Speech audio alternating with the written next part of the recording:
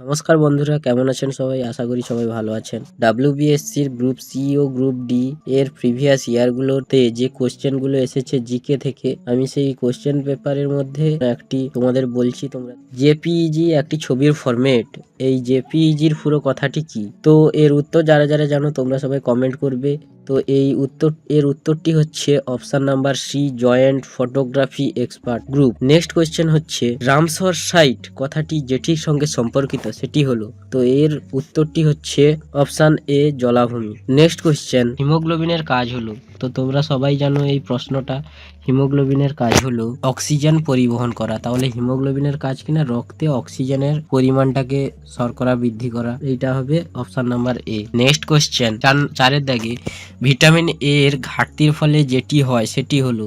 তো তোমরা নিশ্চয়ই জানো ভিটামিন এর অভাবে শরীরে ভিটামিন এর ঘাটতি থাকলে যেটি হয় সেটি হচ্ছে অপশন নাম্বার এ, রাতকানা। নেক্সট কোয়েশ্চেন, মানুষের শরীরে মোট হাড়ের সংখ্যা কত? তো এই প্রশ্নটার উত্তরটা আশা করি সবার জানা আছে। তো এই প্রশ্নের উত্তর হবে অপশন নাম্বার বি, 206টি। প্রশ্ন, মাউন্ট এভারেস্ট অবস্থিত? এই প্রশ্নটা সবারই জানা, আশা করি তোমরা বলতে পারবে। এটা কমেন্ট সেকশনে উত্তরটি জানাবে। তো এর উত্তর হচ্ছে মাউন্ট এভারেস্ট অবস্থিত হচ্ছে নেপালে। নেক্সট কোয়েশ্চেন, ধরিত্রী দিবস পালিত হয়? ধরিত্রী দিবস পালিত হয়, এই প্রশ্নের উত্তর হচ্ছে 22শে এপ্রিল। এর পরের কোয়েশ্চেনটি হচ্ছে নিম্নলিখিত কোনটি সংরক্ষিত বনভূমি পশ্চিমবঙ্গে অবস্থিত নয়? তো এর উত্তরটি হবে অপশন বি। অপশন বি হচ্ছে মানস। নেক্সট কোয়েশ্চেন, ঝুম হলো? তো এই কোশ্চেনটি সবার আশা করি জানা আছে। ঝুম হলো একটি চাষের পদ্ধতি। তো এটির অপশন ডি। নেক্সট হলো ইলোরা গুহা কোন রাজ্যে অবস্থিত? তো এর উত্তর হবে ইলোরা গুহা কোন রাজ্যে অবস্থিত? এর উত্তরটি হবে মহারাষ্ট্র। নেক্সট হচ্ছে মানব দেহে কোষে থাকে, এখানটা একটু কোশ্চেনটি একটু মিস্টেক হয়ে গেছে, যে মানব দেহের কোষে থাকে হয়ে গেছে, কিন্তু এর অরিজিনাল প্রশ্নটি হবে মানব দেহের কোষে থাকে। তো সবাই জানে 46টি ক্রোমোজোম হবে অবশ্যই। তো এখানে 46 number C, option C. Next question হচ্ছে আলফ্রেড নোবেল উদ্ভাবন করেন?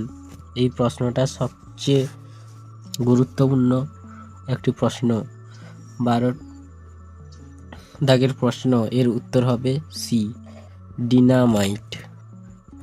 এর 12 দাগের উত্তর হবে ডিনামাইট। আলফ্রেড নোবেল উদ্ভাবন করেছিলেন ডিনামাইট। তো এবারে যে প্রশ্নটা আছে, ভিক্টোরিয়া জলপ্রপাত যেখানে অবস্থিত, ভিক্টোরিয়া জলপ্রপাত কোথায় অবস্থিত? তোমরা সকলেই জানো, অপশান সি, আফ্রিকা।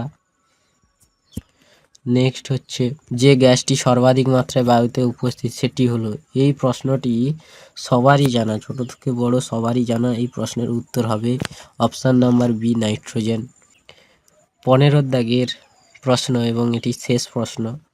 সিএনজির কথাটির অর্থ হলো, এটা সবারই জানার কথা, ডি দাগের compressed natural gas. Thank you বন্ধুরা, সবাইকে অসংখ্য অসংখ্য ধন্যবাদ আমাদের চ্যানেলে ভিজিট করার জন্য। তোমরা সবাই লাইক, শেয়ার, কমেন্ট করে দাও, যাতে এর পরবর্তীতে আমরা আরও ভিডিও নিয়ে আসতে পারি এরকম।